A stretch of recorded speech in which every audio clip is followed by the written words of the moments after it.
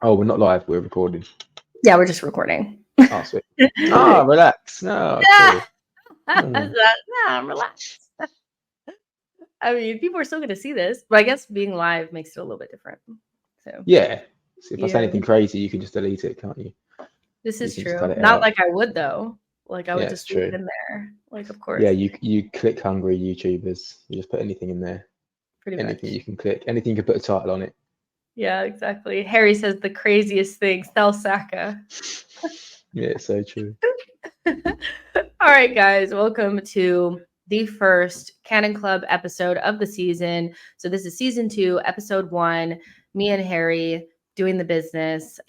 Super excited to restart the podcast and get into the mess. So make sure you guys like and subscribe and all that kind of stuff. And after, make sure you guys get into the comments and let me know what you guys are thinking about what we spoke about. Harry, how's your summer been? Yeah, it's been good. It's been busy. The Euros were fun, but I'm all about the Premier League. So yeah, can't wait. Managed to catch the friendly on Sunday at the Emirates. Hmm. One of my friends treated us to some club level tickets, which was great because we were right above the dugout. So it was so good to see. Yeah, like the dugout functioning. So good to watch a match from a different angle because I've only ever watched it from like East Stand lower for 15 years. So yeah, that was fun. And that got me ready for start of the Premier League season. So yeah, really excited and really happy football is back. Like literally cannot wait to put on Sky Sports tomorrow night and watch Friday night football. Like can't wait. I love it. Nothing beats I'm football on the weekends. I know. I'm super excited for the game tomorrow because, I mean, it's Man United and it's not us. I feel like we've had so many games where we're the Friday night game before, like, Mm. for the first game of the season. So I'm glad it's not us. And I'm hoping to see maybe an Emil Smith Rowe goal. How do you feel about that? We haven't really spoke about Emil leaving the club. It's probably the biggest news that we've had this summer for 34 million, 27 guaranteed. He scored 2 goals in preseason for Fulham already, linking up with Alex Iwobi. Were you Mm. sad? Did you feel like this is just what needs to happen? What do you think? Yeah, I mean, I was sad when I reflected, that feeling of like nostalgia because once it was announced, they posted the videos of Emil Smith Rowe growing up wearing the number 10 shirt, and you realise how much of an important role he played in the resurgence of Arsenal. But in the same token, we really haven't seen enough of him in the past 2 seasons. And I don't think he scored a goal in a very long time. And you could tell he was desperate to score a goal for Arsenal recently, and he was really unlucky on a few occasions. So, in terms of like recent memories, I don't have much to be upset about. But yeah, I saw that he's scored 2 goals already in his Fulham career, and I'm in this weird place where I want him to do well, but I also don't want him to do well because I don't want to see it. Like I don't want to see him be successful at another club other than Arsenal. So yeah, really mixed feelings. Like I think a lot of my feelings will depend on who we sign in those forward positions and the options we have available. But ultimately, I just didn't use Emil Smith Rowe enough. He just didn't use him enough. So it felt like the writing was on the wall. As sad as it is to see a Howland player go, I think if we want to improve, then players like Emil Smith Rowe and Nketiah, Reece Nelson, maybe Yeah. Fabio Vieira, Kirill, maybe even Zinchenko. This is where we have to keep on improving. And yeah, it's sad to see him go, but hopefully he does well at Fulham, but not too well to the point where I regret us selling him. Yeah, I think that's always like the kind of like caveat to it. It's like, yeah, I want the money and I want us to move on, but I want you to be happy, but like not too happy, Yeah, So exactly. yeah. Emotionally, I'm not ready to see you happy with someone else. Is essentially where I'm at. So be Oh, happy, but don't be too happy with someone else. Is where I'm at the moment. But yeah, yeah, for good sure. luck to him though. I don't want to sound bitter. Good luck to him. No, I think he's gonna, as long as he stays fit, I think he's gonna absolutely like smash it. I think he's gonna be so good for them. And they're like super excited to have him, because they know how talented he is. He's still young, so he could. Who knows what will happen? I think ultimately, like the worst thing about making sales, especially in the Premier League, is that inevitably when we go through a bad patch, that player will go through a good period, and it'll be like, oh my gosh, we're doing so poor. Look at Emil, we shouldn't have sold him. You know, I remember that happening with Willock like a year ago. We went through a bad patch and Willock was scoring goals for Newcastle, and it was like, see, and it's like, okay, like, let's be serious for 5 seconds. Like, just because somebody that left us is doing well doesn't mean that we made a mistake selling them. We just need to play better. So not really looking forward to that. I'm also not looking forward to the inevitable Emile goal on our head top. Like, we already could not beat Fulham last season. So, I mean, how likely do you think it is for him to score against us? Let's be serious. Like, are you counting on it? Because I feel like do you know what? I didn't even check when we're playing for them, but now now I want to see, because also they're really close to me, so that would be a great game. Oh yeah. Yeah. When do we play? Okay, well, yeah. We play Fulham away December 7th. Oh, and December's usually the time where we're a little bit dodgy. Listen, I think with Emile Smith Rowe, I think there's injury problems, and I have a feeling. Hopefully not, but I have a feeling they'll be reoccurring throughout his career, which is why I think we sold him, because there's no doubt there's a talented player there. But I just think the injury and fitness will always be an issue for him. So yeah, I mean, no doubt he'll score. But as a general thought, I love selling our players to other Premier League clubs, because they can only hurt you once or twice, but they can cause damage to all of the other 18 teams in the league. And I love that. So when Emile Smith Rowe plays Spurs, Man United, Chelsea, he'll have extra motivation. Selling Nketiah to another Premier League club, and there's another player almost scoring goals against the teams who we want them to. And granted, they might score against us a few times, but hopefully we're good enough to not let those conceded goals ruin results. But yeah, so kind of already looking forward to Emile Smith Rowe scoring at Old Trafford tomorrow. I mean, I can see it. I can literally see it. So, Emile, can you hear us? Get it done, buddy. Do it for us. And then lift up your Fulham shirt and show an Arsenal shirt. That'd be nice. That'd be great. Speaking of Nketiah, he's obviously somebody that is on the old chopping block. Somebody that, you know, has been subject to some interest this summer. Bournemouth were said to be interested, but they just, you know, made a sale, or not made a sale. They actually just bought a striker today. And so I think his name is Evan Nielsen. He plays for, I think, Porto. And so they've dropped their interest in Nketiah. Nketiah was in talks, and Arsenal were in talks with Marseille to sell him to them. And we could not come to an agreement. A couple of things. You know, I've been very adamant about the fact that I feel like Nketiah, as much as we're not, like, I don't rate him for Arsenal, but I don't think he has like zero value. And I don't feel like at this stage we need to be lowering our, what are you eating? Sorry, Jaffa cakes. Oh, I should have brought some snacks. I'm jealous. Jaffa cakes are just my favorite. I used to wake up in the middle of the night and eat Jaffa cakes as a kid. Go down to the fridge and literally eat Jaffa cakes and go back to bed. So bad. I don't do that anymore, obviously. I've grown up since then, but yeah. I'm a I've grown up since then. A pack of 24 Jaffa cakes can go like that in my house. Oh my gosh. That sounds so good. But yeah, I feel like just like a couple of things. Like I have been adamant about us not needing, like, we should not be at a space where we cannot sell Eddie for like 25 million pounds. You know, I've been, you know, going back and forth. Like, you know, if 65 million gets you Solanke, then 25 million should get you Nketiah. Like, that's like 40 million more. Yeah. Also, you know, what did Liverpool sell Solanke for to Bournemouth back in the day? That was a really substantial transfer fee. And I think Solanke wasn't particularly experienced. So, yeah, I think it's really hard because we see a lot of young English players go for some big fees. Even Carvalho just went to Brentford, right, for 20+ million. But I think the key with those players is their potential is unknown, or their potential is promising. And it's almost like you don't know what sort of player you're going to get. So it's worth taking the gamble. Whereas on Nketiah, it feels like less of a gamble, because you've kind of seen over the past 3, 4, 5 years that he's really inconsistent. So that's probably why we can't get that bigger fee. But I know a lot of fans are saying, well, if Liverpool can sell this player for XYZ or this player for XYZ, why can't we sell Nketiah for that? But I think it's different because Nketiah has been, in and around the scene for a long time and hasn't really gone to that next level.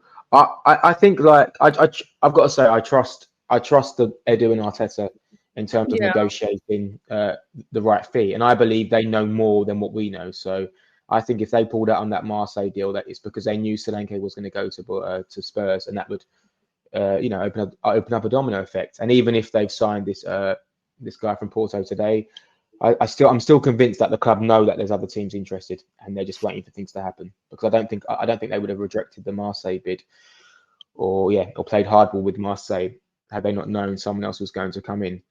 And on Nketiah, like he always does this thing where he looks so quite bright in pre-season, and I'm like, oh yeah, he's looking sharp. And you think, oh, there is a player there, but we know ultimately he probably needs a new platform, a new arena to show that he can score goals. And I think he will, and I think it'll be a good signing for a mid-table Premier League team. Same. But I feel like he could play for like a mid-table Premier League side. I don't think he's so bad that he can't. I just feel like he is a little bit of a harder sell because he's not as young, and like you said, the projected potential is not really like there. That being said, 25 million to me is like, in the market that we're in now, is like the bottom level. Like if 50 million gets you like a Conor Gallagher type, 65 million gets you Solanke type, then I would imagine that 25 million will get you like a pretty good Premier League level striker in Nketiah. Yeah. So go ahead. So much of it is also based is a recency bias, or in this case, not so much, but because he has kind of fluctuated over the past 6 months, and there isn't this positive shining light on Eddie Nketiah, it feels like 20 to 25 million. I know you're saying you wouldn't accept it, but it feels like that transfer fee is kind of right. 6 months ago, when he was getting called up to the England squad, you'd probably be saying as an Arsenal fan, well, it should be 35, 40 million, or it should be around that mark, right? Because he's playing really well and he's scoring goals and got a hat trick and blah, blah, blah. But so much can change in football. And so I think Arteta and Edu are probably holding on to that. And, they're saying, well, 6 months ago, he was probably worth 25 to 30 or a little bit more. So that's probably what they're sticking to, which I kind of understand. And if you want to change the perception of your club as a selling club, then you have to dig your heels in, as long as it doesn't prove too detrimental. And the general feeling is that we have to sell to buy. So then it comes at a point, well, when do you sell? Which I can't believe. I don't know if that's true, and it feels like that shouldn't be true, because it feels like we're financially sustainable and sensible enough to work things out. But if we do have to sell Nketiah to buy, then of course the season starts on Saturday. So you'd like us to get the ball rolling, and then you say, well, is the difference of 3 to 5 million going to make that much difference to us signing a player? That's the only thing. But on the other flip side, we're ready to go. We've got a good team. We shouldn't be panicking. Like, I remember in January, I was saying we need to sign a striker, and Havertz became our striker, and now Jesus is back, and Trossard is always on form. So it's like there's no panic here. I see a lot of Arsenal fans really kind of bashing Edu, and I'm thinking we are in a very good place. We've just come off the back of an almost perfect last 18, 19 games of the season. Like, we have a strong team, a real strong team. So for me, anyone that we sign is a cherry on top. So I'm not panicking. I'm really not. So you're saying Eddie will go by the end of the window? You think so? Yeah, 1,000,000%. Because also he should want to go as well, because he knows, like, come on, man, you can't.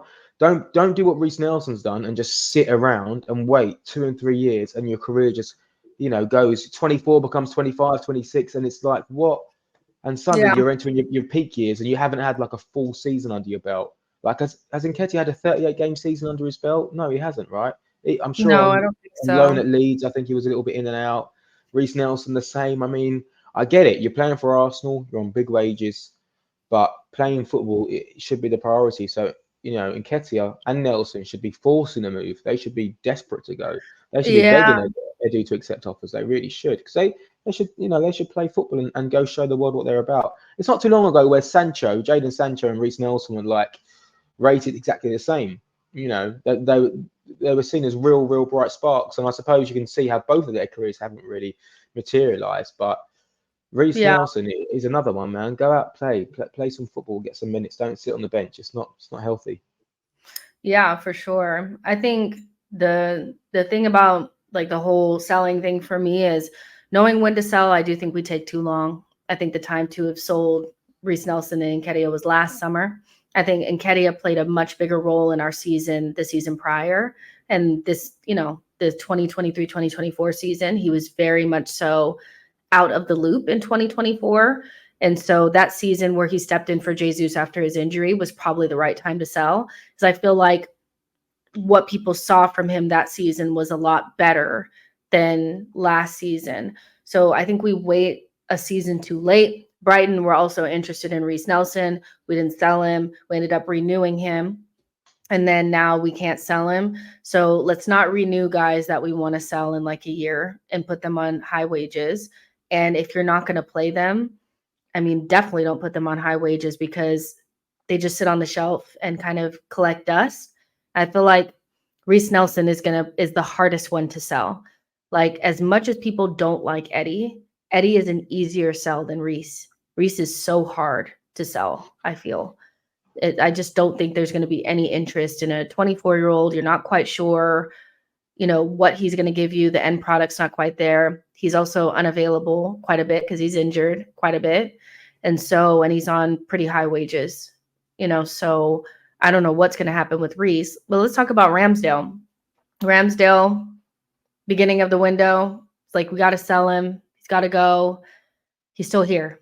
Ajax tried to loan him. We're not going to accept the loan. Would you be upset if Ramsdale was our number 2? Do you think that could cause some problems? There's some discontent in the dressing room. What are your thoughts on that? Because it's that could happen. He could end up being our number 2 this season. Yeah, I mean, I think you can only be a cheerleader for so long. And I think Arteta kind of dangled enough carrots and gave him enough false hope, perhaps to keep him interested last season. But I can't imagine this season he's going to be happy to sit on the bench. I mean, as you know, for goalkeepers, your appearances are few and far between. So, and I also think the team's evolved a lot. The team's really evolved and beyond Ramsdale in that case. And I think I'd rather have a keeper who isn't as good with his feet, but is a calming presence on the team than I would Ramsdale as a number 2 keeper. Because I think, and that sounds really harsh on Ramsdale. I'm not taking anything away from Ramsdale. And 2 years ago, I was Ramsdale's biggest fan and telling all my friends that Ramsdale was England's number 1 and whatnot. But I feel like you have to sell him. You have to give him the chance to play because I just don't think it's fair. I don't think it's fair on them mentally. I just don't think it's the honourable thing to do. I think the key to keeping a big squad motivated is to give players enough hope. And I think with the likes of Emil Smith Rowe, Nelson, Vieira, we haven't necessarily done that. And I think if you're an outfield player, you can be a little bit more patient because you will get cameos. But if you're a goalkeeper, man, especially going from number 1 to number 2 in quite a humiliating way, let's be honest, it became a bit of a public spectacle with his dad going on podcasts and whatnot, which was all a little bit embarrassing. But in terms of Ramsdale, you've also got a thing of your product as a footballer, and it's about making sure that you're present and you're being seen, and you don't want to be a guy just waiting in the wings as this cheerleader character because he's far too good for that. If he can hone in on a few of his bad traits, he still could be a top goalkeeper. And there's no doubt at probably 27, 28, 29, he probably will be at another club. So yeah, I would sell him. But all of these loans, obligations to buy, just feel like fucking hell, just sell him. How many loan obligations to buy can we do? So yeah.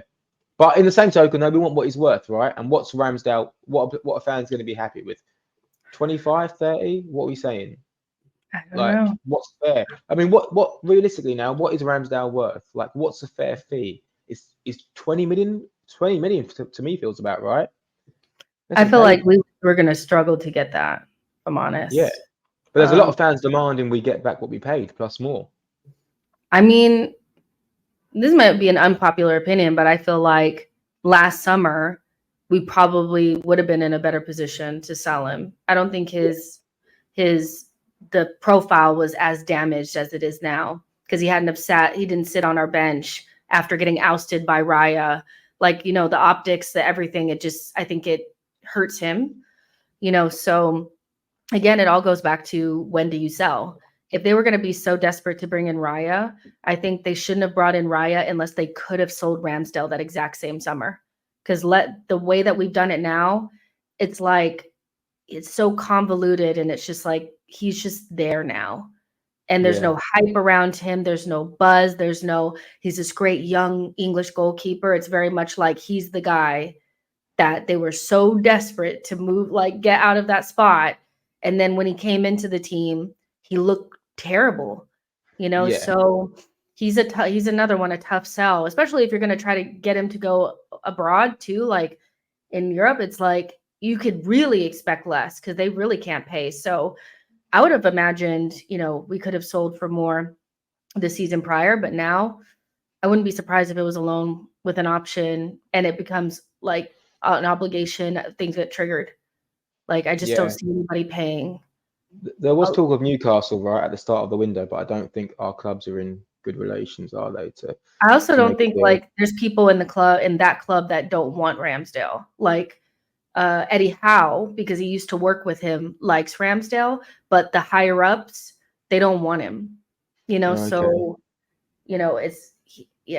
So I suppose for him, maybe a move abroad is probably a little bit more appealing than playing for someone, in the bottom 10 of the Premier League, whereas going to Ajax, experiencing a new country and whatnot can be something which maybe improves his PR, his product as an international goalkeeper, as opposed to someone maybe in a relegation fight. But it feels like that's something that's going to happen because once again, he just doesn't seem like he's going to be happy sitting on the bench. Yeah, I honestly don't think that he'll be here. I just don't think we'll get money for him. But and you know what? And that's fine though. Yeah. Fine. Sometimes you just have to cut your losses and that's it. Just don't let it drag on and don't let it become messy because personal pride from Ramsdale's side and from Arteta must be awkward for someone like David Raya as well and the goalkeeping coaches. Like it must just be really, really weird because you've got a guy who clearly knows he's not well thought of. The goalkeeping coach has encouraged signing David Raya, and he's meant to stay motivated on the bench. It can't be easy for Ramsdale, and he's carried himself really, really, really well, which counts for a lot because he could have easily, thrown his toys out the pram. Yeah, he could have easily, and you wouldn't have kind of judged him for that because in many ways it would have been justified, especially at the start when Raya was looking pretty ropey. But on Raya, I love Raya and I love what he brings to the team, and so hopefully Ramsdale gets his move. Yeah, for sure. Now, one thing I will say before we get off of this whole conversation is Arsenal do not, if you get rid of Ramsdale and you sell him, please, for the love of God, can you not go to whatever club in Spain it is that Juan guy plays for, Garcia, and trigger his release clause for 21 million? You need to use that on an attacker. You need to use that on a forward. Like if we spend more money on another goalkeeper, I think I will jump off of a cliff. Genuinely, we bought 2 goalkeepers this summer already, Nygaard and Setford. Go get Bentley for 2 million, please. Do not spend more money on fucking goalkeepers. I can't deal. Who's the goalkeeper at Brighton? What's his name? Steele? Because he's Steele. I'm not sure. Is he the number one, or did have Brighton sign someone? Because Steele is also. They're doing that sharing the goalkeeper thing. That was Derby, but I think Verbruggen is the number one. Yeah, because Jason Steele is a really good ball playing goalkeeper. There's rumours of a Szczesny as well, isn't there? Who's obviously just terminated his contract at Juventus. But it feels like just go and get a middle of the road 30-plus-year-old goalkeeper to come and be your number 2. Could you imagine? Could you imagine, seriously, you move Ramsdale on, you get a little chunk of change, and then they turn around and trigger a 21 million pound release clause for another our backup goalkeeper, and we don't get an attacker? I can't see that happening. No, I can't see that happening. But then again, you do need to sign a backup goalkeeper, right? So but get some I liked when we had, what was his name, Matty Cash? What was his name? Matty Smith. What was that? Matt Ryan. Matt Ryan. Yeah, I liked Matt Ryan. He was a good keeper, I thought. Yeah, and he was free or a loan or something. It worked. he was just a backup. He was just a backup, Yeah. you Oh, know? that was COVID times though, right? That was when football was. God, Matt Ryan. Yeah, it feels like years ago it was, but God, we've come far since then. But yeah, I agree. I agree with what you're saying. Oh my I agree gosh. with what you're saying. Let's talk Calafiori. Um, so you actually got to see in the flesh his debut. So I'd love to know from your perspective, what did you think about his first time out on the pitch for Arsenal? And what do you think of the signing overall? You know, is this kind of what you thought we should be doing? Left back, was it a priority? What are your thoughts? Yeah, I mean, I love Zinchenko, as you know, but it's definitely an area we can improve. I Mhm. saw him in the Euros, and I thought, God, this guy looks good. Like Mhm. passionate, the way he kind of drives into space with the ball. I thought I like him. But I was quite surprised we went for him because obviously we don't really. I know it sounds silly, but we don't really have an affiliation with Italian players. It's not something that we often do. And in fairness, Premier League in general, there isn't a huge amount of Italian players that come over. So I was quite surprised that we went for him, just based on that. But he's good. He looks the part. We can't deny that. And I thought on Sunday he seemed a little bit crazy. Like if he, there was a time when he didn't overrun the ball, but it kind of went towards the player when he was dribbling, and then he goes full in, and then he runs back and he gets it. And I was like, "Fucking hell, you've just come on, you must be knackered." And he was going everywhere. But yeah, I think that will grow into a really good back four. I think it's already given Zinchenko a little kick up the arse, which is good. And I just Yeah. suppose it's just about like having different players for game types. Like there'll be times when we are maybe dominating a team, suffocating the team, and you say to yourself, right, now we can bring Zinchenko on for the last 20 minutes and have more of a ball playing midfielder in there. And there's times when you want to go away at Man City and you just want to have four like 6 foot plus giants at the back, and Calafiore will come in and do that. So yeah, really like the signing, like the way he speaks, like the way he carries himself, like the way that he was committed to signing for Arsenal once Arteta spoke to him maybe last year. So yeah, happy days. Really good. Really good. Yeah. So it does seem like, with him coming in, Arteta has confirmed that he'll play left back and left center, or left center back and left back. And Zinchenko with his new number and all the minutes that he's played in preseason, I think it's pretty clear that he's going to still play a pretty big role this season for Arsenal. But what does that mean for like Kivior? I like Yeah. Kivior. I think Kivior is like a good player, but I did sense last season that Arteta was very much like, I'm going to play anybody here other than you, and the only time I will play you here is if I have like literally no one else.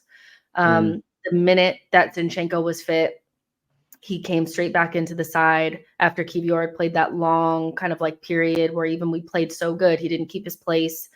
I'm not gonna lie that even though I like Kivior, he has had some not so great moments. Yeah, I think Defensively, the go sorry, ahead. I think the Bayern game, right, was the game that kind of made everyone think, oh, he's struggling Mhm. at the elite level.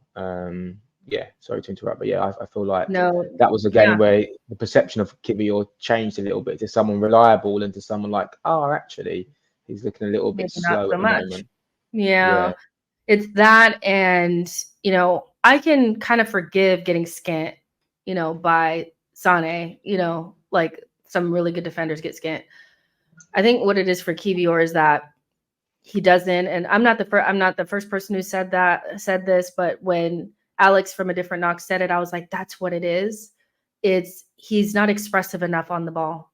Like I feel like in attack, when we're in positions where we're possessing and we're trying to move up the pitch, he's very conservative on the ball, if not almost like timid. And at Arsenal, I feel like you need to be expressive. Like you need to get the ball and like put the pass in, hit it with pace, at least give it a whack. And he's just Mm. like kind of soft with it. It's kind of like weak, whatever. And so beyond the fact that you're inconsistent defending, but when you're on the ball, unlike Zinchenko, you're not expressive. And I know people have a problem with Zinchenko, but like when he's on the ball, he's making shit happen, good or bad. He's at least trying things. And so I think Kivior is neither the best option when we want to be more defensive, neither the best option when you want to be more attacking.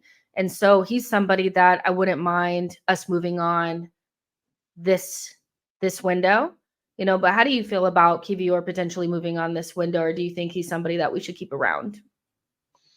Yeah, I'll be honest with you. I don't have much affection for Kiwior. I don't dislike him. Don't think he's terrible, but there hasn't ever been like a chance for me to go, oh, I love this player. He's just coming. He's done a good job most of the time when required. Yeah. But ultimately, I think probably what works in his favour in terms of staying is the uncertainty around Tomiyasu and Timber. So I think that might probably carry him through until January. And I think we'd be sensible to probably keep him until January, unless a really big offer comes in. And then you can, perhaps sell him in January. But I feel like for the money you'll get for him, which might be 10 to 15 million, maybe more, maybe I'm wrong, maybe we'll get more. But I don't feel like he's someone that, we have to sell. He's not a bad egg. He's not terrible. And from a numbers perspective, he might just be our backup when Tomiyasu and Timber are out. But in the same token, then we've got a hell of a lot of defenders if everyone's fit, right? Ben White, Timber, Tomiyasu, Saliba, Gabriel, Kiwior, Calafiore, and Zinchenko. Is that right? Is that anyone else? Yes. We'll talk about him in a second, but Miles Lewis-Skelly too. Yeah, maybe so. Yeah. So I feel like Kiwior once again should probably be proactive and should try and play some football at a different club, if not in this transfer window. Then perhaps I think he wants to leave though. I feel like the rumors have been here since damn near the moment that he got here. Like the rumors going back to Italy have never really went away. Their biggest problem is that Italian clubs never want to pay. And so if you're looking at a Juventus or an Inter or something like that, they're going to offer a loan, a loan with an option for 10 million or something like that. And like you said, is the money worth it? But equally, that's money you still may not get in a year, because one of my predictions is Kiwior will play less than what he played last season. I think he's going to play less. I think Arteta is very set on Calafiore and Zinchenko first. And then, if Gabriel is out, Calafiore will play there. There's kind of a lot of people there. As Tomiyasu gets fit even for a second, Tomiyasu will play. So I don't think he's going to play a lot of minutes. So another we've spent a lot of money on left backs and left center back kind of positions. Kiwior is a strange signing if you were just going to turn around in a year and buy Calafiore, but I feel like that was probably part of the plan. I feel like it's probably a short-term signing where the club knew we needed some extra numbers and didn't want to make a huge investment and sign someone fairly competent. If we go back to Kiwior's arrival at Arsenal, it's kind of that period where Saliba was out, right, in the title run, and then we chose Rapholding ahead of Kiwior, and then Kiwior slotted in for the last few games of the season, and he's actually looked really good at right centre back for a left-footed player. He's looked quite comfortable receiving the ball in his right foot, and he's certainly not one-footed in that respect. So he's a good asset for a team, and even in the pre-season friendlies, he's shuffled along to right centre back a few times. So he's certainly not a terrible player, but in terms of an investment, not a particularly great one. So hopefully you can still get some good money back. He will definitely be a loan with obligation to buy. I'm sure of that. That's definitely it's definitely that sort of somebody to be obligated for one. Moreno, not yet a new signing, but looks like at some stage before the window closes, he will become an Arsenal player. This saga, by the way, is longer than the Rice one, and that sounds insane considering that felt like a year. We have been linked and negotiating for Moreno for a long time, but we are quite slow at getting things done. But what is your temperature on Moreno? The fan base is quite split, on him. I think some people see his value and other people feel like, what is this? He's not a marquee signing. He doesn't make us better. Other people feel like he's shit, so what's your temperature on Mr. Yeah, no, he's not shit. And granted, I haven't seen much of him, but I have seen a few highlight reels. And I think highlight reels are good, right, with central midfielders, because you're not really looking at the worldies and you're not looking at the long range strikes. I think obviously it's good if they score those sort of goals, but you're just looking at his overall play. I like his style. The way he dribbles with the ball is quite unique, I think, for a central midfielder. It's almost like the way he takes the ball and drives, it's almost like he's playing like an inverted winger. Reminds me a little bit of a Paqueta on the ball. I think it'll be a good signing, and I think it's something that we need in that left eight. I'm interested to know how that affects other business, because obviously if you sign him as a left eight, I assume you're signing him to start. So then that means Havertz and Jesus are battling for that centre forward position, which means then are we more likely to sign a wide forward? Or are we going to use Jesus as someone on the left-hand side with Martinelli and Trossard? And then are we going to sign a forward? Kind of thrown up in the air a little bit about that one now. But I think Merino will be a good signing. And I'm all about, I love like signing players who are a little bit older, kind of with a point to prove. Someone who hasn't necessarily done it on the world stage, who everyone kind of raves about, but someone that can come in and play the system and do the role, similar to Granit Xhaka. And I think, I think he'll work out to be a good signing. And it's a really reasonable fee. And as I think Tierney said in an interview, that if you saw a few of these players in Sociedad or in Spain, you'd call them world class. So just because we don't watch a player every week or we don't see him every week doesn't mean that it can't be a really, really good signing. There's lots of Premier League players who we would have in our team that don't have the perception of being world class, but we know they're good players. So I think it'll be a really sensible bit of business. If you can't find that 21-year-old, 22-year-old who's going to kind of change the world and be a world-class player, then go and sign someone who's got lots of experience and who could do a job for a few seasons. I think it's a really smart business. See what, like, we're on the same exact page, like, with this signing. I think it's a really, really good signing if you can't do your marquee.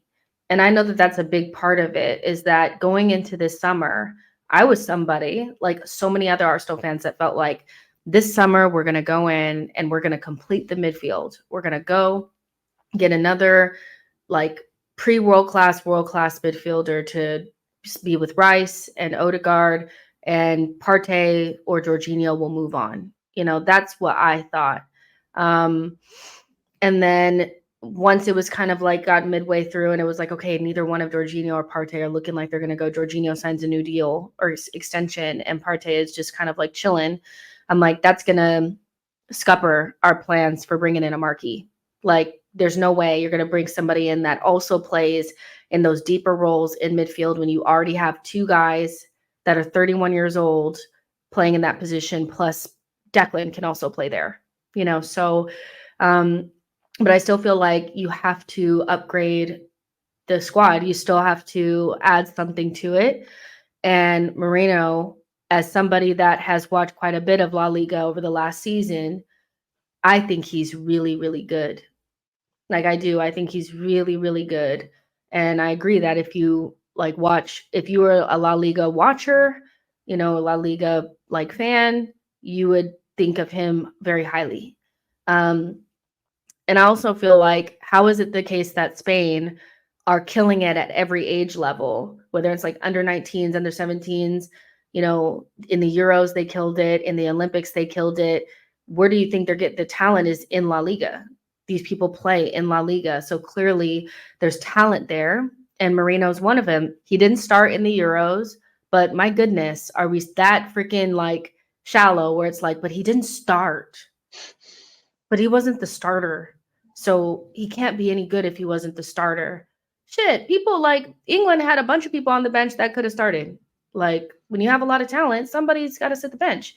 So I like it. I like the signing. I like the idea of the signing. I do, like you, question what that means for forward, because I would imagine that deads Kai in midfield. Unless we're like under some sort of like stressful like injury, whatever, you would have Rice, Merino, and Ethan that can all play in that left eight.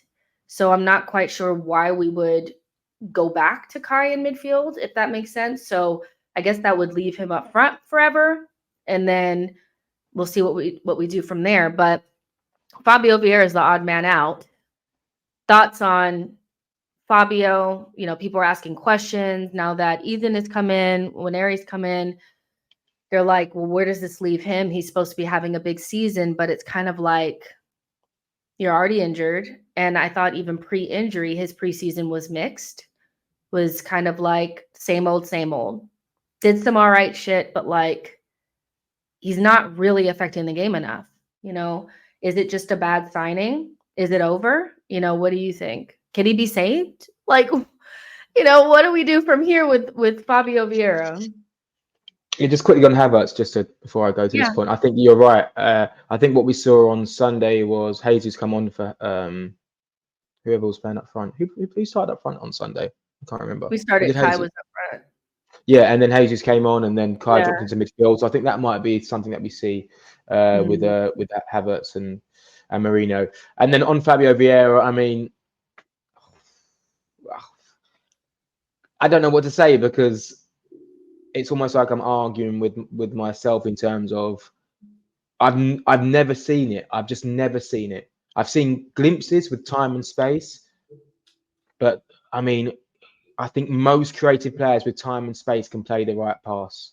And by the way, I'm not discrediting his assists, but some of them was like the one against Aston Villa when there was an open goal with Martinelli, and there was a few where it's like, I mean, these aren't fucking really hard passes, guys. But like the one to Jesus too. Yeah, it's like yeah, I hear you. But these aren't like outrageously good passes. Obviously, they're well-timed passes, right pace, and we can't take that for granted. But there was a lot of that from Arsenal fans. Like, he's a killer and he's a final action player. But I mean, yeah, I don't think it's about his lack of physicality. I just think that because he's so small and his frame is so slender, that if he's not sharp on the ball, people will just get touch tight to him. And he never looks sharp. He rarely looks sharp on the ball, and he rarely looks confident. And when you watch someone like Bernardo Silva, he gets the ball, and before the defender can even get tight to him, he's done something, and the defender backs off, and then he moves it, and he gets it back. And then psychologically, those defenders know not to get tight to Bernardo Silva because they know he'll hurt you. Whereas with Vieira, defenders it's just breakfast, and they just go bang, get into him. And he's not confident on the ball, so his touch isn't secure. So I don't want to be harsh on him. He could turn it around, but I mean, I don't think we've let go of Emil Smith Rowe to keep Vieira, right? I know they're playing different positions. I don't think so either. Yeah, I know they're playing different positions, but I know who I'd prefer to bring on if they're both match fit, because I've seen one handle the Premier League and the physicality of it, and I haven't seen the other guy do it. I don't care about 5-minute cameos when the game is stretched wide open and defenders are knackered. Like, it's about, can you start a game? Can you impose yourself? Because we didn't sign you just to be a guy that comes on for the last 10, 15 minutes. When we first signed him, everyone was saying he's going to take Ødegaard's spot, and Ødegaard's going to play left centre mid, and we're going to switch it. So, I mean, it's a little bit of me is kind of being a little bit angry towards that when fans, but ultimately, I mean, like you said in the pre-season, he scored a good goal, but otherwise he's been really, really timid. Look, if he proves me wrong, great. There's no doubt he's got lots of quality. But, but I mean, what is it? We're now in his third season, right? Yeah, he came in the same time as Zinchenko and Jesus. Yeah, third season, and we haven't really seen anything. And I think Arteta's done a really good job at using him sparingly, so his stock doesn't go down. And Arteta's done a really good job at speaking so highly of him, so his stock doesn't go down. But I think if the club received a good offer, and we are based on selling players to buy players, I think he's someone that you potentially move on. Because also you've got Nueri. Sorry, I can't pronounce this kid's name. It's so bad. The amount of times that I've gotten, you're saying it wrong, and I'm just like, I'm calling him Ethan. Yeah, I'm going to call him Ethan. Ethan is someone who looks really, I mean, here's a 17-year-old kid or 16-year-old that comes on and looks so sharp on the ball, and gets it and pops it and turns and stud rolls and gives and goes. Yes. And it's someone that looks, and you think, Jesus Christ, this kid, he's small, but he's fucking technically on it. He has personality. Whereas you can't say the same for Vieira. You just can't say the same. I know they might be different players, but ultimately, when players give you the ball, I think we bought like Fabio to be like the understudy for Ødegaard. Initially we tried him at left center mid, but that left center mid in Arteta's system has got to be a sturdier player. I think that's why Marino's coming in. You can't put somebody soft on that side. For some reason, that player is foundational, like Xhaka was. If you take him out, it's like the house falls down. So they need to put somebody else in there. But on the other side, on Ødegaard's side, that player could be a little bit more of like a creative, smaller player. Fabio was supposed to do that. but he just hasn't got going. And I just feel like it's like I'm not trying to, that meme where somebody's like, am I begging it? I'm not trying to like pretend like what Ethan was doing in preseason was like messy. But my goodness, was it a breath of fresh air to see somebody want the ball, to attack players, to like try to make things happen, have personality. I think that's the biggest thing that Fabio's been missing, is that when he's on the ball or when he's in the game, he's literally missing. It's like he doesn't receive it under pressure. He doesn't get, I'd rather you try things and it not come off than it look like you're not trying things because you're afraid to lose the ball or something.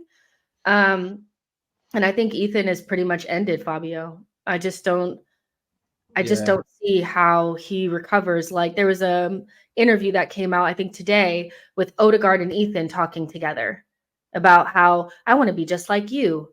Does anybody not see what's happening? Like he's literally going to be Odegaard's little mini me. That means you don't need Fabio anymore. You don't. Yeah, and unfortunately, when Vieira's played kind of on the right side to replace Saka, he hasn't really shown that he can give you a different style of right winger. He's just looked a little bit, lackluster. I do think with Vieira, it's just a mentality issue and it's a confidence issue. Here. Yeah, I think it's all that. There's no doubt. There's no doubt he's a technically really, really good player. But I think because his confidence is so low, we're not seeing him express himself. We're not seeing a sharp first touch, a body feint, an ability to stand a defender up. We're not seeing it. I don't think his lack of physicality is what hinders him at all. But I think because he's not confident, he's not showing a true version of himself. And then his physicality becomes a vulnerability where defenders go, I am going to get tight to you because I know you're not going to do something with the ball. So yeah. Not like I'm not like saying we have to sell him, but I just feel like something has to change. So either he changes his mentality and his appetite, and we see he needs to be available too. He's always injured. Yeah. I mean, there is a space, right, for an inverted style player to come off the bench and give Saka some rest. There is a space there because we don't have anyone else that can kind of do what Saka does. So if he can maybe refine his game a little bit and learn to move the ball quicker and keep it simple, then maybe he could be maybe he could be a good deputy for Saka. But at the moment, I'll probably speak with a sense of frustration that 2 years in and around the squad, like from a wide man perspective, 10 minutes to go, you want someone to beat the fullback and put crosses in. You're probably going to choose someone like Reiss Nelson over Fabio Vieira. Yeah. Like in terms of wide position, sometimes Nelson is really good at just getting the ball down the line and putting in crosses. And I know that's not necessarily our game, but yeah, if he can offer us something alternative to Saka and become like a right-sided number 10 when Saka goes off, then fair enough. Then, stay with it. But it feels like it's just not going to happen. No, it doesn't. Let's move to our Leica new signings because we have some players that were kind of like out and now look like they're kind of like back in, players that maybe didn't have great seasons last season, but, we have great hopes for. Let's start off with Gabby Jesus, a player that I think we can all say that didn't have a great season last season and nobody's going to like come for me. He didn't. Like he was barely like available. We just like lost him like completely. And really, we haven't had Jesus since the beginning of his Arsenal career. Like that first we signed him, yeah. Like we really haven't had him. Like it's been like on and off for so long, and he hasn't been the same. So, but like I'm not like it's so funny. Like when the preseason first started, I did feel like people were trying to like make it something that it wasn't. They were like, oh, I see it. He looks so sharp. He looks so fresh. I hate when people do this sharp thing because I feel like what you're basically saying is like he looks fresher, but like, is he actually looking like himself? And I think we still have a little bit to go before it's like the real Jesus, the Jesus that we knew when we first signed him. But the hope is that he's a much bigger player than he was last season. How do you feel like, what is your temperature on Gabriel Jesus? Like some people are like, this is his season. And other people are like, you can't count on him. Where do you kind of sit on the scale on Jesus? Well, I'm not going to say he's looking sharp, but he's looking strong. I mean, he's looking strong. His arms, his legs, they look like he's been working hard. So physically, I think he's probably close to being back to his best. I see Jesus probably, it's like a it's like an extra Christmas present, right? If you get it, it's great, and if you don't, you weren't expecting it anyway. And I think True. for Jesus this year, I feel like using him as a rotational option in the forward line is the best way to glory. Like I really like Havertz up top, and I think he just gives us a really good foundation. And I think he's growing, and I think his potential. I think Havertz's potential at number 9 is probably greater than Jesus's potential at number 9. So I'd really like to use Jesus, as a rotational option, starting some games, playing wide in other games. I never really understood never understood Jesus as a wide man. I just didn't think he had like the brain to play wide or that link up play. But I think actually we don't have that many options as for wide players. I think Trossard's best stuff kind of comes from the left through the middle, and then Martinelli's kind of up and down on the left-hand side. So I really think Jesus is someone we'll see on the left wing a lot more, coming off the bench to replace Yeah. Havertz or to give Saka a rest. And I think that's great. Like, listen, don't get me wrong, it's not what we hoped for when we first signed him. We thought we were going to give him the keys and we were going to give him a platform to become that 25 goal a season striker. But injuries have prevented him. And I think ultimately, I don't think he is that sort of player, but I still think he can score a lot of goals and contribute to the team. And if you've got Jesus on the bench, Trossard on the bench, waiting to come on, like that's fucking good, man. That's That really is good. I know Yeah, 'cause- I know some people are like don't want that, but I'm like, no, come no, on. I think that's good coming off of your bench. Yeah, know, 2-3 coming off- years ago, it was Pepe Yeah. and it was Lacazette, and now it's Trossard and Jesus. Like Yeah, the standard has raised a lot. So yeah, I'm not going to get on Jesus' back because he clearly is trying and he's clearly a good player. He's just been yeah. unlucky with injuries. So let's use him. Let's use him for what he is, which is a really, really skillful, not necessarily a lethal player, but a creative forward who presses like Yeah. crazy. So yeah, let's hope for a good season for Jesus. So the elephant in the room is definitely like Martinelli. I feel like, because we're saying like bringing Trossard and Jesus off the bench. That's great if you have a fit and firing Martinelli. When you have to rely, I think, a little bit more on Trossard and Jesus, I do feel like, people are more frustrated. I understood why people were frustrated with Trossard last season, because when he plays more minutes, you start to see more of his flaws. Flaws that you don't see when you only see him coming off the bench every once in a while and hitting a banger, into the bottom corner. So it's like, oh, kitten. What is his name again? Graham. Yeah. Cute. He's so cute. But yeah, I think Martinelli is the elephant. I think, you were there at the game on Sunday. There was a lot of I think criticism around his decision making. I think Odegaard and Kai Havertz both put nice balls into, his path, and he wasn't able to put it in the back of the net. Maybe he didn't look as sharp as everyone else. On a scale of 1 to 10, how worried are you about Martinelli? Because if we don't get an attacker, this is what we have. And if there's one player that needs to turn it around from last season, it's Martinelli more than Jesus. Yeah, I'm not worried. I'm almost curious to see what happens because there's always been this feeling that Arteta doesn't like Martinelli as much as we do. And the more I watch Martinelli, especially in the way we play against a low block where you want someone to have a bit of finesse on the wing or a bit of guile, a bit of like subtleness to their dribbling style. The more I watch him, sometimes I feel like he's less suited to the way we play in terms of being wide, in terms of being a wide midfielder or a wide forward. But in the same token, I've seen him score so many goals for Arsenal when he's fit and firing, and when teams are, not pushing us back, but when there is space in behind, he's absolutely lethal. So I think a lot of it is confidence, without a doubt. But we're in danger of, myself included, of maybe going too harsh on him. And someone made a really good point about the friendly on Sunday. Like Saka had a bit of a stinker, missed headers, didn't beat his fullback at all in the friendly. Had a bit of you could tell he was sluggish and he was tired from the Euros. He just wasn't particularly sharp. But everyone was getting on Martinelli's back, who actually looked quite sharp, but his final product was really, really dodgy. But he was fast and he was fit. But obviously, we know what Saka can do year in, year out. And with Martinelli, we haven't really seen it. So really big season for Martinelli. I don't know what the answer is. I still feel like his best position will will be like a number 9 or like an instinctive finisher in and around the box.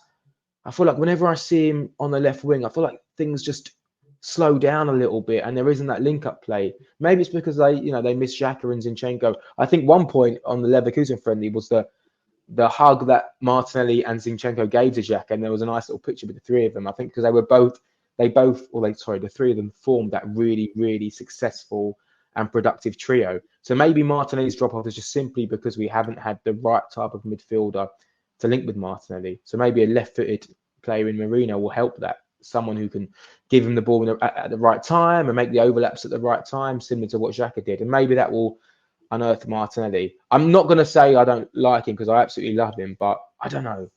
The more I see him, I just see less of what Arteta wants. But I might be totally wrong. And I'm not saying he's not a good player and he can't be a world-class wide forward. But when you look at wide forwards now, it's evolved so much.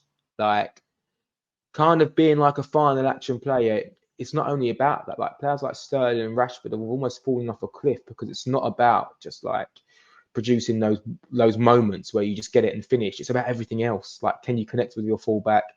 Can you be a little bit subtle? Can you go inside and pick up the ball in different positions? And Martinelli can't necessarily do that, or hasn't done that recently.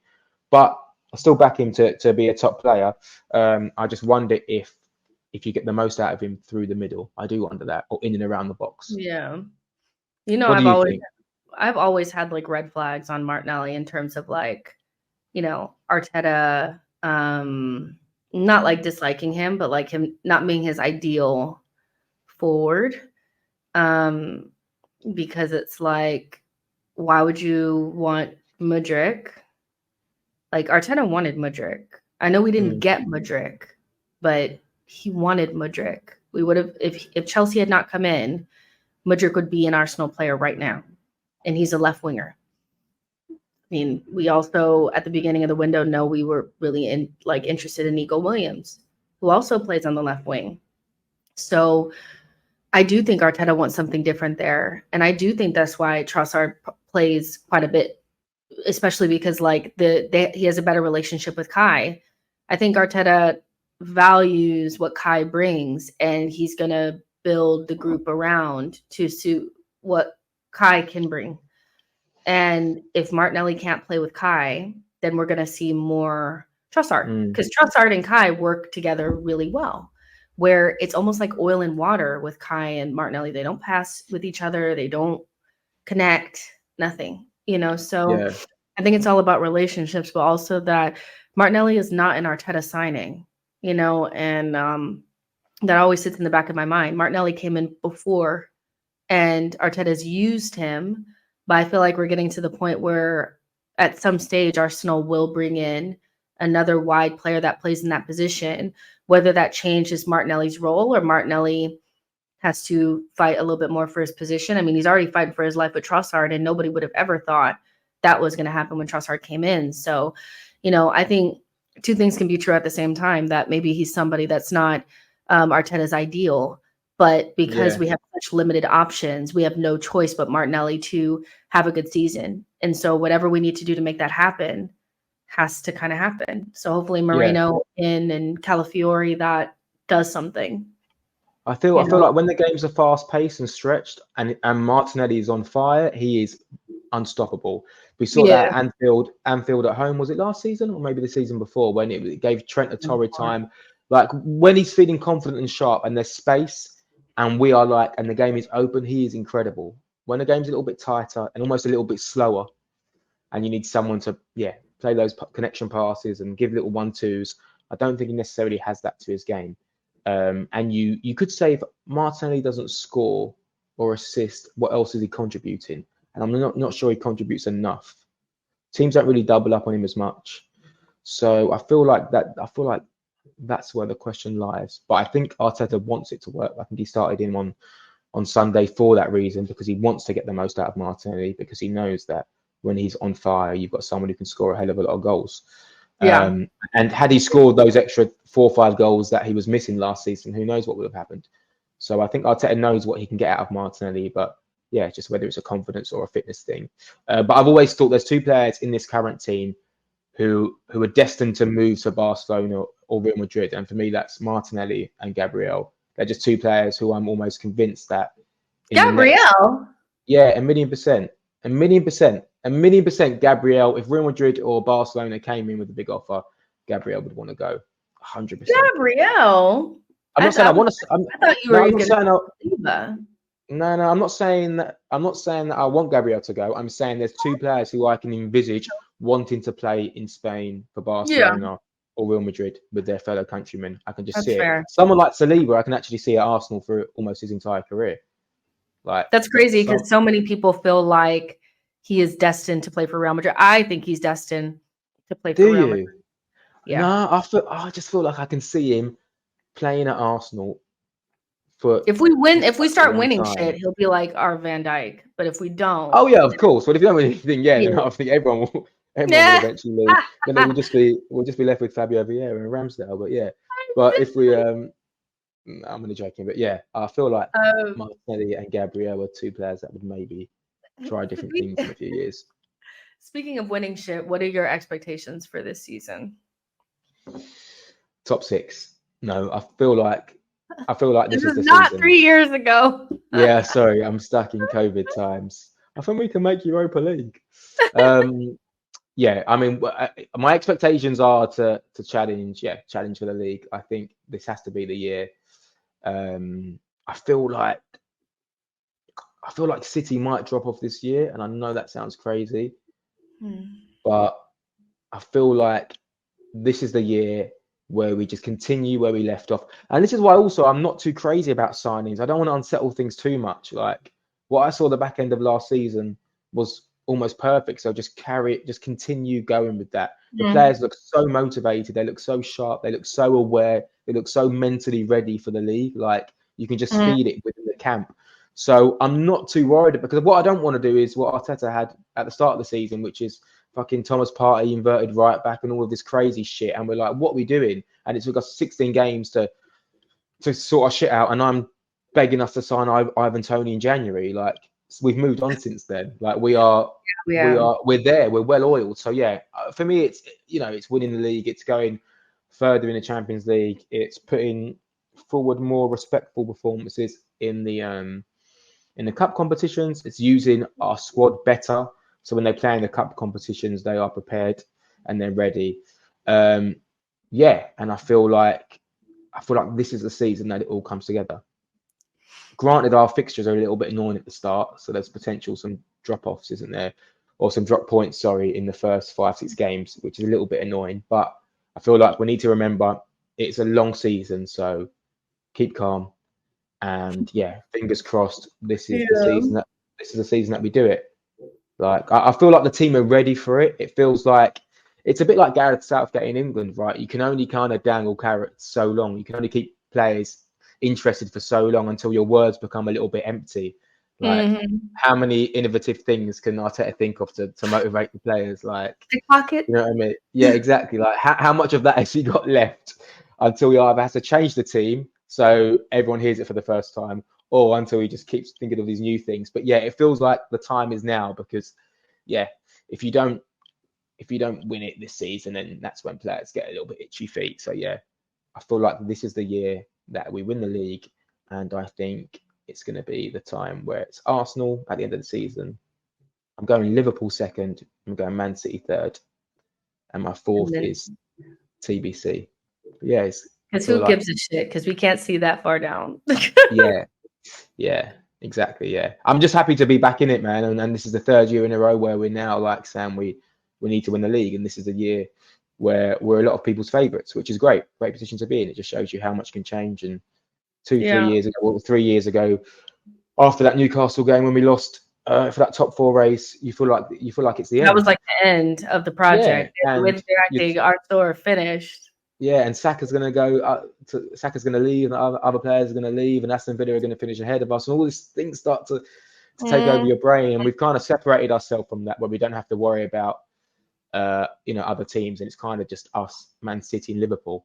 And if anything, you've got teams like Chelsea, Spurs, Man United, and I don't think anyone knows where they're going to finish.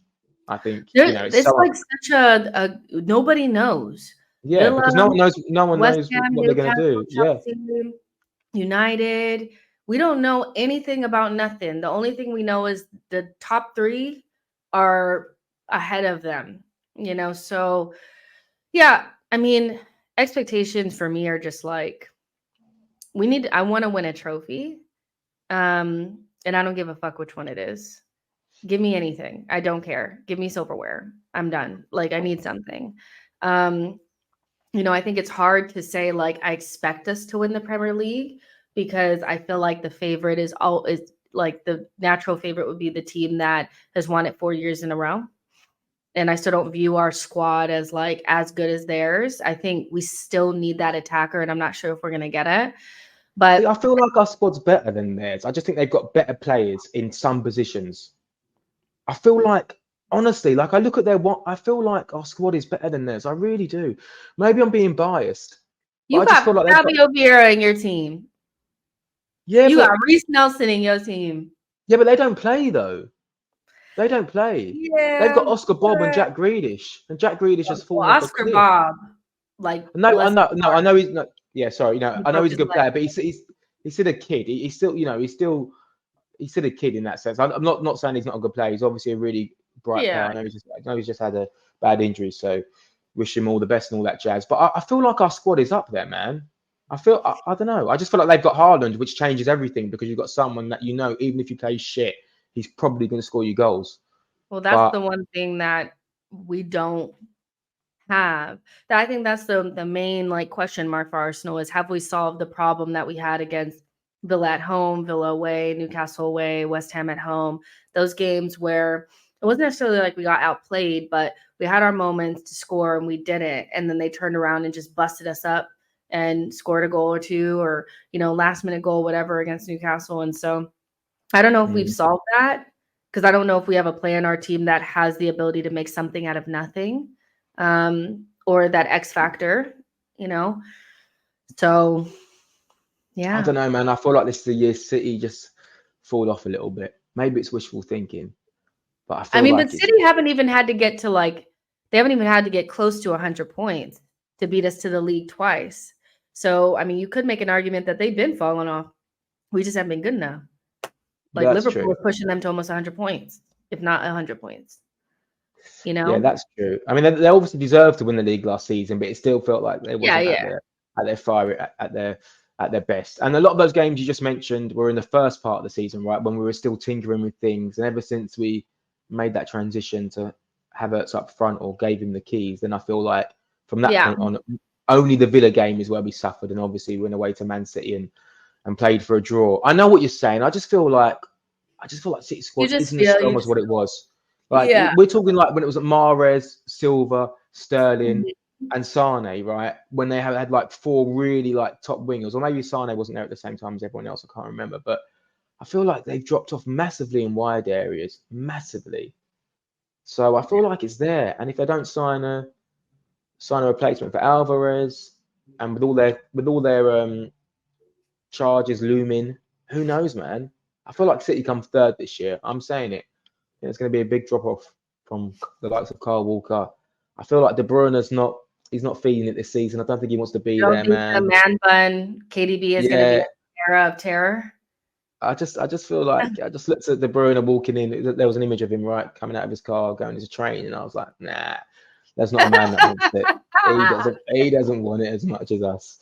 I'm obviously being hopeful here and optimistic, but yeah, I feel like this is the year. This is a year. My expectation is for us to win the league. It is. It doesn't mean that if we don't meet that expectation that we're shit and Arteta should be sacked. But ultimately, this is a year where we have to win the league, because we're there, we're ready, and if the players are ready, then we have to show everyone what we're about. Because I can't take another second place finish. Like, that last game of the season was just fucking horrible, man, because you just don't know what's going to happen. So I want us to go from the start and lead from the front and be there for the whole season. Of course, it's going to be long and it's going to be hard, but I feel like this team is ready, man. Player for player, honestly, I feel like our team is the best in the Premier League. I really do. I really do. So this is a year that we turn hope into trophies, and finally we bring home a Premier League after, like, what, 20 years 21 years. almost. So yeah, 21 years. Yeah, man. Yeah. Fuck. Come on. It's That's been too fun. long. I was It like 18 when we won the league, 19, man, living the dream, and 20 years, 20 odd years I've had to wait. It's got to happen, man. It can't go on. It It can't can. carry on. It can't just like, we can't come second again. Jesus Christ. No. And last but not least, who's your starting 11 for the Wolves game? And then I'll give you mine. So we have choices. We could do different things. Yeah, I'll go Raya, White, Saliba, Gabriel, Zinchenko, Saka, Erdegaard, Partey, Rice.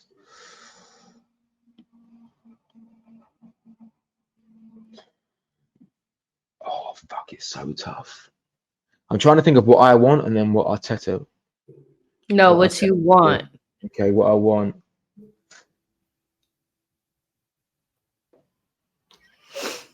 Oh, my God. Okay. Right, well, here's what I want then. I want a front three of Jesus left, Havertz up top, and Saka on the right. Okay. And I want that because I see the most potential in Jesus being consistent at left wing, scoring goals and contributing. Like, obviously, I know Jesus might not be match fit to do that, but that's what I want. But I feel like it's going to be Martinelli left wing. But does that make sense? Like, Yeah. I feel like there's something untapped with playing those players all together. I feel like that can really fucking be sick, man. If you've got Jesus like firing and playing balls into Havertz 1-2s and stuff like that. Jesus and Havertz have a good. Yeah. They Using Havertz as a target man and playing off him, I think that could be really, really good. So yeah. To summarize, White, Saliba, Gabriel, Zinchenko, Saka, Erdegaard, Partey, Rice, Jesus, Havertz is what I want. The only thing I'm going to change for mine is Trossard on the left. I know it's kind of rank and it thinks a little bit, but it works because we get the. Why does it feel boring when people say start Trossard? Why is that? I feel like people are anticipating those like weird, like random bad touches from Trossard, or like those little moments where he like holds onto the ball too long, or they're anticipating because he has those moments where sometimes it's like, damn, can you not drop a ball? But in the box, the guy he's mustard. Like when he gets the goal against Leverkusen, that was such a good goal. Yeah. Such a good team move and between him and Havertz and the chop and then the finish. But yeah, for some reason, when people say start Trossard, I'm never excited to start Trossard, which is obviously not fair on him because he's a really good player. Because he's kind of slow and so whatever. But I like Trossard. I'm gonna start him with Kai up front and the usual gang behind and see how it goes. And I'd love to see us bang Wolves up. No Pedro Neto to worry about on that right-hand side. So Zinchenko should be fine. I'm expecting. Crossed.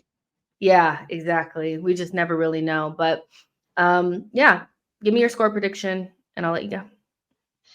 I'm gonna say, oh man, because the first game of the season you want it to be like those big scoring games, but as we saw against, was it Nottingham Forest last year on the first game of the season? But we were shit in preseason, and we knew we were ass.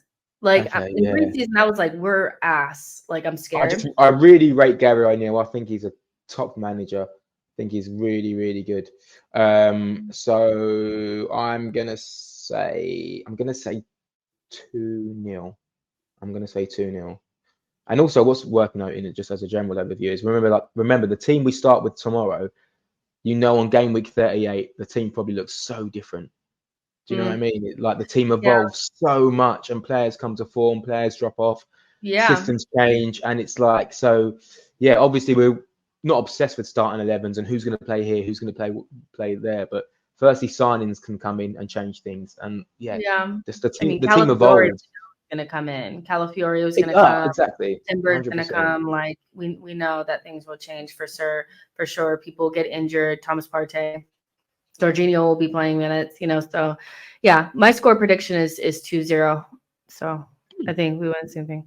Yeah, 2-0. It's one of those where it should be more, but we'll score 2, and that'll be it. As long as it's not a nervous 2-0. I don't want it to be a 1-0, score early on and then for 60 minutes it's back and forth and we get a late second goal. I want it to be a sharp and solid and assured 2-0. I just want to start the season really, really well and send out a message to the players going into that next game confident, knowing that, yeah, we're sharp, we're ready. Are you going? I've got to work. It's so annoying. I booked it off work and someone's cancelled and I have to cover them, which is so annoying. So I'll be watching it. Yeah. Be watching it from my laptop. Fair enough. Well, we will definitely get a chance to speak after the game. So those of you guys who are like, so when's the next time you guys are going to do a show? We will record on Monday and then I'll get it out by Tuesday. And that'll be kind of like, we'll see what's happening with Laura. Laura said she's going to get me her schedule for work, like the day after the game. So we'll figure out, a little schedule for us. But the next Cannon Club will be out on Tuesday and we'll talk about the game and maybe some more transfers, because by then, if we have not signed Marina by then, I don't know what to tell you. But yeah, and hopefully we're talking about a win. Make sure you guys like the video as always. Get into the comments after. Let me know how you guys are thinking and feeling. Let us know about what Harry said, what I said, and give us your predictions, And yeah, subscribe to the channel and we'll see you guys on the next one. Bye, guys.